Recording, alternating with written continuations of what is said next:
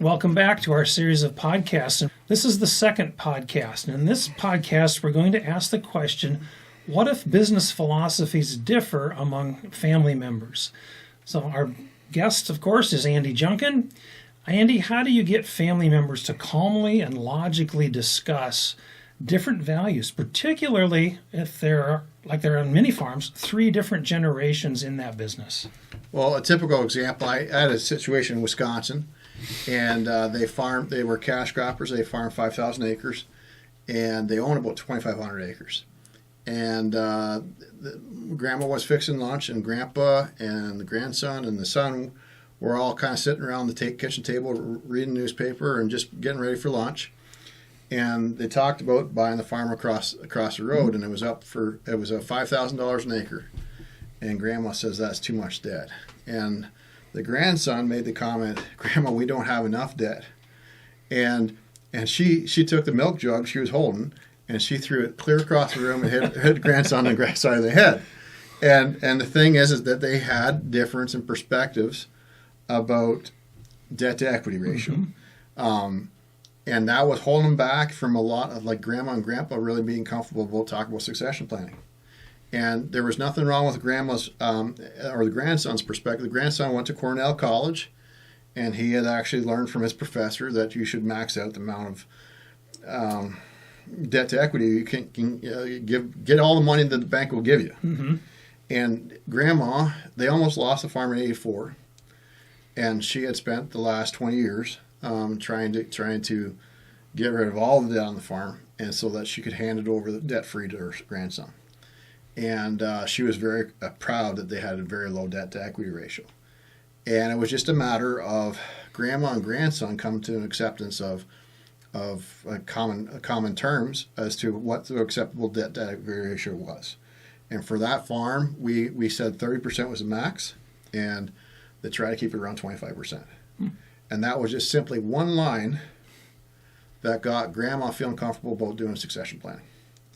And the grandson knew that not to buy up every opportunity, but he had a limited amount of cash, and he had to spend it wisely and strategically, not just to be buying every farm that came up for sale in the county that he thought was cheap, but he had a limited amount of capital, and he knew what kind of capital he had access to. And he could then suggest improvements to the operation based on the debt to equity ratio him and his grandma came to.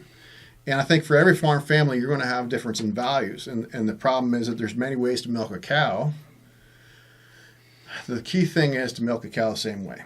If you got, I know I'm speaking to hog farmers here instead of dairy farmers, but if you got 3 people milking a cow different ways, you're going to get a sick cow. You're going to get mastitis, right? And they're going to get a sick cow. But if you got 3 people milking the same cow, you're going to increase your production by 20%. And there's many ways to farm. The key thing is that all your partners are all in agreement as to how you do things. And I think there's important to have a time and place, like once a month, where you talk about 1% inspiration, and then it should be the rest of the time should be 99% inspiration. There should be a time and place once a month that you disagree on how things go. Mm-hmm. And it's a healthy disagreement, and you weigh the pros and cons, but the rest of the time you try to get as consistent about how you do things together as a family and to get all on the same page. And if you can get everybody from button heads to being on the same page and pulling farm in different directions, it's amazing what you can do. I think of one time in my career in business, it wasn't all family people, but I joined this company and we went into a meeting in a room and people were actually yelling at each other. And in the end, everybody was happy and we left. And I said to my partner there, I said, what's going on? He goes, oh, that's the way we do things. We go in, we all talk about it, we can even yell, but when we come out, we're unified. I want to ask you about a specific situation that I've heard you talk about, the nail story. Could you relate the nail story to us about business philosophies? I really think that for every farm family, you've got to identify what really made the farm successful to date, and you've got to get 4 or 5 key values that made the farm successful to date. Like, for instance, the story we just talked about, Grandma, low debt to equity ratio was what made that farm successful. Yes, the professor at Cornell College was correct that maybe maxing out your debt might be a good philosophy for some family businesses, but the reason why Grandma and Grandpa were owning a farm and why the professor at Cornell College had to have an off-farm job. It was because that Grandma's philosophy turned out to be about right, and the reason why they owned 2,500 acres. Whereas the professor at Cornell College, the truth was he only owned about 25 acres because he had lost a lot of things. But the thing is, you got to understand as a family what made your farm successful. And you've got to identify what are the key things that with the next generation might be a challenge in carrying on, whether it's working from dawn to dusk. It might be debt to equity ratio. Every farm family is going to struggle with a couple key values that made the farm successful to date that you got to continue on. And you got to get those things written down so there's no disagreements about, quite often I see farm families where the grandson doesn't get the value about the importance of hard work and thinks he can do it and, reads the book 4 hour. I had one farmer, he actually read the 4-hour work week. And he really thought he was doing a favor to the family by showing up and doing 4 hours of work per day. He told me, and he wanted to take over 600 cow dairy as the manager. He thought, well, I only have to work 4 hours. There was a value there that his uncle and his grandpa had made the farm successful by getting up at dawn and working till dusk. And you have to earn the opportunity. If you want to be part of the family business, if we're going to entrust what took us our entire lives to build up, and it's Grandpa's what's going to determine whether or not Grandpa is going to be able to pay his nursing home bills, you've got to get this tall to get on the ride. And I think that it's really important that some core values are passed on as a condition of you taking over management or a non-relative taking over management of the family business, right? Every farm family has to have foundational principles. But then there's also things that got to be changed. Changed for the times, changed for the personality types. Mm-hmm. And there was a situation in that same farm that they were, he had 7 hired men working for him. And Grandpa, the grandson was at a breakfast meeting and was late to getting out to the barn, out to the farm. And Grandpa got the hired men were sitting around waiting and said, well, we're going to tear apart the shed. And Grandpa was sitting on the edge of the tailgate and was in his 80s, and he had a mason jar, and he had the hired men all straightening out nails, right? They were tearing apart the shed. Yep. And grandson, we had sat down and we talked about the core principles. And in that meeting, Grandpa thought it was a waste of time because here you're paying a high consultant to come on the farm, and we're talking about words. What does that mean? He thought that was biggest waste of time until 2 weeks later when he was sitting on a tailgate, and grandson had said, look, Grandpa, we had came up with a rule in our last meeting that we're going to stop pinching pennies and focus on the dollars. He says those men are all between 15 to 25 bucks an hour, and we're wasting half our time straightening out nails.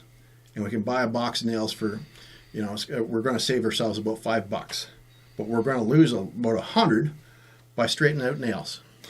And he says, I respect that back in 86, you built a barn without needing to buy a nail. I respect that. But in order for us to farm in the future, we got to stop pinching pennies and straighten out nails. Now, had they not had that conversation, grandson would have showed up, and Grandpa would have torn out of there, pissed off. And the light came on in Grandpa's eyes, and he says, you know what, you're right. And that's because they had come to an agreement about what they were going to change and how they do things. What had made that farm successful was the fact that Grandpa was frugal. He came from nothing. He was a self-made man. But in order for them to take a $40 million farm and grow it to the next level, they had to do some things differently. One of the things was stop pinching pennies and focus on the dollars. And I think for every farm family, you've got to come up with 5 commandments that made the farm successful, that are a deal breaker if the grandson or even the CEO that you hire in doesn't meet these requirements. They're not taking over the opportunity. And then the other thing is, how's the operation going to change in order for the farm to be successful in the future? Absolutely critical. You've probably talked about at least 4 different short, succinct business plans here. And we talked about hanging over the toilet or for spraying them on the shop door. But are there other practical ways that you encourage farm family groups to keep those ideas in front of themselves? Well, when I work with a family, we go through this exercise. What I'm very concerned about is not just going through an exercise where we come up with 10 values and then 10 days later everybody's forgotten what was said in that meeting. I think that's a critical thing. And if you want to change results on your farm, more things are going to be on your operation in 10 months' time. To get everybody to write out those 10 values for the first month, it sounds like writing out on the chalkboard when you're in public school, right? Some simple, if you want, you got to internalize what you said. And for a lot of farm families, it's tough to get, grown men to sit down and write 10 things out at breakfast, right? It's just like pulling teeth. But the thing is, if you got 4 or 5 partners and everybody at breakfast is writing out those 10 values, 10 days later, that farm's going to change. Because when you're in an argument with Grandpa, when he's sitting on the tailgate with a can of nails, is he going to remember what was said 10 days before? It's absolutely critical that these not just be said, but they become to the heart. And if you can change everybody's adapting them to the heart, it just completely changes how the farm functions. Like another thing I do is showing Stu here on the computer here. I just pulled up a farm, their cash crop operation up in Dakota, and the thing is that they came up with 10 values, and they all have all 3 partners. There's a father and 2 sons, and they all carry the same wallet. And inside the wallet, on each side of the wallet, there's three values. So they have 6 values that they have set as a condition for the farm going forward. 3 things that made the farm successful to date, 3 things that they need to change going forward. And what they have is always be forward thinking and set up tough goals. Question yourself objectively and keep everything in perspective, and make practical plans together so we can make things easier, better, and more profitable. That was what was the foundation of what made that farm successful. And then the 3 things that they've got to change is transparency. The right hand always knows what the left hand is doing and thinking. And for that operation, the father and son, they often, when they woke up in the morning, they weren't on the same page as to what the other guy was doing, right? And they didn't really ever care about what the other guy was thinking. And for them to adapt that rule, and for us to review how we're doing on actually applying that rule, what's one way we can improve how we do things. Every meeting we have with them, we talk about what's one rule that either we adapted that we're having problems actually implementing. And for this farm family, always be the partner and friend anyone would want to work with and live with. We actually had a discussion last week. It was actually last Thursday. And one issue was that they had a tendency as a family, it wasn't just the father, but the father did this quite a bit, was quite often they'd ask a question, but it would be said in an arrogant way, where it came across as a I'm smarter than you attitude. And we came to the conclusion that the family lacked a little bit of humility. And it's not what you say, but how you say it. And so humility became part of the language of that family, and part of that in terms of always be the partner and friend anybody would want to work with. And they have quite a few hired men. When they get stressed out, they don't want to say, hey, you're lacking humility. So they actually have a key buzzword. It's unicorn. So whenever and actually on Saturday last week, so this is 2 days after we had that meeting, the father asked a cocky question, kind of degrading what the son did, and the son said unicorn, and it put dad in a spot, right? And he just realized that it wasn't that he said the wrong thing; he said it in the wrong way, and that allowed them to actually get on the same page as to how. I'm confident that they have actually gone from, in just 4 months, from being at the point that the one son was about to leave, to being able to have a conversation about unicorn, And that's the only problem that they have. They have had so much improvements because they have same common values as how they want to go forward. And those are great examples. I want to give a couple examples Sure. and then get your input on that. I work with a few farms where the son has come home and he became the truck driver. So he's hauling grain, he may be hauling livestock, and he started hauling for the neighbors, and that has grown into a trucking business as a diversification for the farm, as something more for that young man to have as his responsibility and income. There's another family that we work with that was able to purchase an excavating business. So they have earth-moving equipment. They can use it on their farms. They have an outside business now as well. Do you have examples of something like that, or something that became a game changer where we looked at a different business philosophy? I think you have to really define what made the family successful up to this date.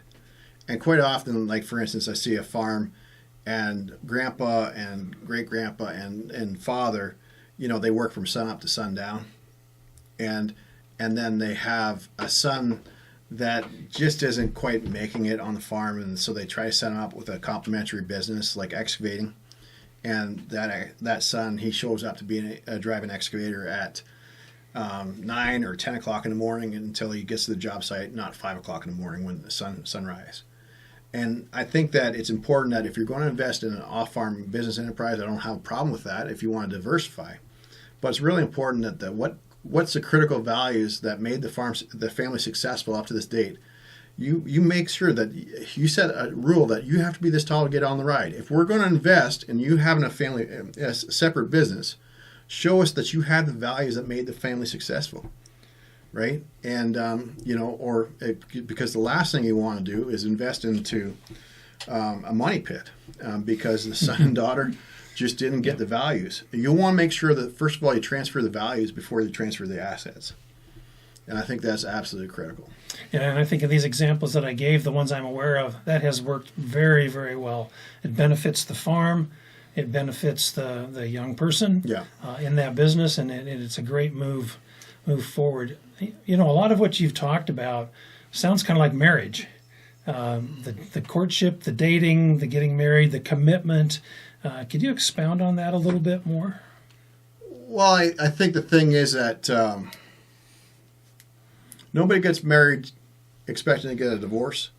Nobody gets into a relationship with their family, goes home to farm with their family, expecting there's going to be problems working with the family. And I think that too often we get into an attitude of it's going to be sunshine and unicorns. Back about 40 years ago, a kid would get married and they all thought it was going to be happily ever after, and then they were upset that the priest would see the same couple that he had married that were starstruck lovers 10 years before being so upset, and they'd be in a situation where they thought that they were the only ones experiencing those problems. Mm-hmm. But quite often those problems are common. I mean, and as a result, they developed textbooks like I got the Idiot's Guide to Marriage here in my hand, right? And the thing is, like, what I mean,